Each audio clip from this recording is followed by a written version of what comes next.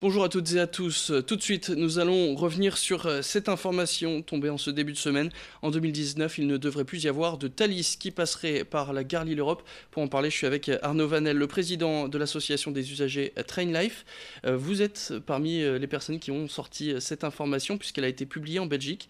Comment vous avez comment vous avez su que les Thalys n'allaient plus passer par Lille-Europe dès 2019? Eh bien, tout simplement par Internet, par le réseau des voyageurs. D'ailleurs, je salue Cédric pour son travail qui nous a permis aujourd'hui d'avoir cette information que nous avons pu vous communiquer. Donc la fin de l'exploitation du Thalys en 2019. Ouais, il était au fin fond d'un rapport écrit en flamand en plus, donc il faut savoir parler le flamand. Mais voilà, il fallait vraiment chercher, c'est vraiment vous qui êtes allé à la recherche de cette information. Alors, vous êtes concerné directement comme combien, par exemple, de gens qui prennent ce train à la gare Lille-Europe? Alors actuellement, des abonnés qui font l'aller-retour tous les jours, on parle de 400 voyageurs sur le Lille-Bruxelles et Bruxelles-Lille, plus les voyageurs, je dirais, qui prennent le train de manière ponctuelle. Pourquoi cette information est sortie, pourquoi elle est sortie en Belgique d'ailleurs? Pourquoi elle n'est pas sortie en France? Ou par exemple Lille, bah, c'est une des gares qui dessert souvent la ligne Paris-Amsterdam par exemple. Pourquoi être sortie en Belgique? Eh bien ça, en fait, il faut dire qu'il y a une certaine culture du secret sur l'exploitation de la ligne. Nous, on a eu la chance d'avoir cette information, mais comme c'est un rapport d'activité belge, il peut être rédigé en flamand, et donc par les autorités, enfin par le conseil d'administration de Thalys, Belgique. Donc on en revient à ces abonnés hein, qui font des allers-retours quotidiennement avec ces trains. Quel problème? Est-ce que c'est vraiment un problème pour eux? Est-ce qu'il y a une autre solution? Est-ce qu'il y a d'autres trains qui pourraient desservir la ligne qu'ils utilisent encore aujourd'hui? Eh bien, la situation est de plus en plus tendue. Aujourd'hui, Eurostar nous limite l'accès à 50 places pour les voyages, sachant que le train est à 18 heures. Et après, en fait, il nous reste aujourd'hui une solution de deux trains donc SNCF TGV à donc 19h17 et un train à 17h17. Donc ça limite sensiblement vos possibilités d'aller travailler en Belgique, notamment à Bruxelles et compagnie. Oui, tout à fait. On est de plus en plus restreint et cette situation perdure déjà depuis maintenant 14 ans, depuis qu'on a mis en place la concurrence sur cette ligne. Alors quels seraient les problèmes? Pourquoi fermer cet arrêt à la gare Lille-Europe? Est-ce qu'il y a une raison particulière qui a été notée dans ce rapport d'activité? Bien, les raisons, c'est en fait le problème du nombre de voyageurs et finalement l'aspect financier, puisqu'on est dans un aspect concurrentiel et donc de rentabilité pour la société.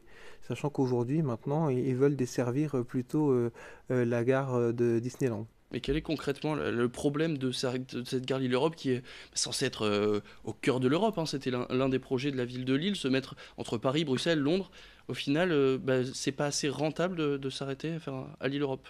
Eh bien, en fait, c'est plus qu'un problème de rentabilité, c'est un problème structurel, d'abord de la gare Lille-Europe, qui est en fait dans un cul-de-sac, et qui est finalement, en fait, pour l'exploitation de Thalys, demande à ce que le train fasse demi-tour, et en fait n'est pas dans un circuit, je dirais, de continuité. Après, on a un problème de la gare Lille-Europe elle-même, qui aujourd'hui n'est que de 4 quais, qui à l'époque forcément était visionnaire, mais aujourd'hui est trop petite. Après, on a un problème lié aussi sur la législation, puisqu'on est en fait sur une exploitation concurrentielle entre aujourd'hui trois opérateurs qui demandent forcément avoir une rentabilité. Et donc, on ne peut pas avoir, je dirais, l'intervention de l'État sur cette ligne. En plus, on a un autre problème qui est celui, je dirais, lié à l'international, à la sécurité, d'abord sur ces lignes, hein, comme on a vu avec le Thalys l'année dernière sur les attentats, et aussi un problème lié à l'immigration, du fait que en fait, les Eurostars quittent la zone Schengen pour se rendre à Londres. Donc tous ces aspects-là font qu'aujourd'hui, cette ligne, finalement, où on voudrait au cœur de l'Europe pour Lille, se retrouve finalement, je dirais, soit franco-français ou belge. Donc c'est un choix purement stratégique d'une entreprise finalement que de plus s'arrêter à Lille-Europe. Est-ce que il y a une possibilité de retour en arrière? Donc c'est acté, hein, en 2019, il n'y aura plus de Thalys qui passera par Lille-Europe. Est-ce qu'il y a une possibilité, vous pensez que le groupe décide de faire machine arrière ou qu'il y a une autre possibilité qui s'arrête dans la région?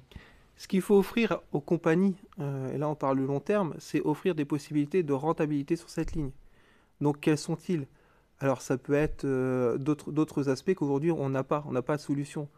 Nous, on aimerait trouver des rentabilités. Alors, est-ce que c'est construire finalement une nouvelle gare pour avoir une desserte? On parle de là à quelques années. ou est-ce que c'est financer cette ligne aujourd'hui pas possible par la législation européenne? Donc de faire évoluer la législation, pourquoi pas? Mais à l'heure actuelle, on est, on peut dire, dans une impasse pour le moment, où on peut espérer, et moi je l'appelle de mes voeux, un investissement, pourquoi pas de la SNCF, puisque maintenant on lui libère un créneau, ben, venez, moi je vous dis qu'il y a des voyageurs, prenez cette ligne. Combien de voyageurs vous pouvez rappeler justement qui utilisent cette ligne? Donc pour un train complet, hein, on peut estimer à 400-500. Et sinon, nous, les abonnés, aujourd'hui, on est 300 abonnés sur un sens et aussi 200 dans l'autre. On revient à une de vos idées que vous aviez apportées tout à l'heure, la construction d'une gare sur le long terme. Juste pour le Thalys, ce serait pas un peu démesuré? Il faudrait trouver d'autres lignes, d'autres liaisons qui seraient possibles? Alors oui, enfin, quand je dis la construction d'une gare, on parle de quoi? On parle de la place de Lille au centre de l'Europe. On ne parle pas uniquement des Thalys. On parle aujourd'hui, maintenant, je ne sais pas, de se rendre à Amsterdam. Parce que, certes, on peut plus se rendre à Bruxelles, mais vous pouvez plus vous rendre à Amsterdam.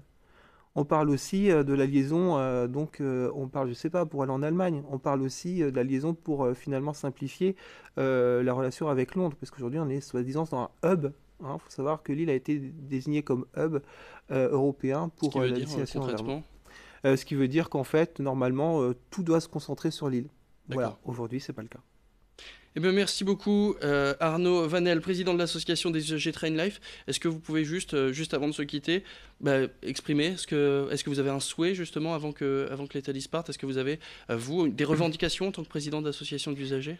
Un souhait, j'ai un souhait vers les politiques, hein, en espérant notamment que Xavier Bertrand, qui s'était engagé sur le dossier, continue à le suivre vis-à-vis de la MEL, puisque donc la MEL maintenant est représentée au niveau européen. Je pense à Christophe Bollot qui fait un très bon travail, mais qui continue à le faire avec nous, et qu'on puisse avancer sur ce dossier pour le long terme, donc avec la métropole européenne de Lille et bien sûr la région et les Hauts-de-France. On espère que vous serez écoutés. Merci beaucoup Arnaud Vanel, Merci à vous. président de l'association des usagers Train Life. Restez avec nous, l'information continue.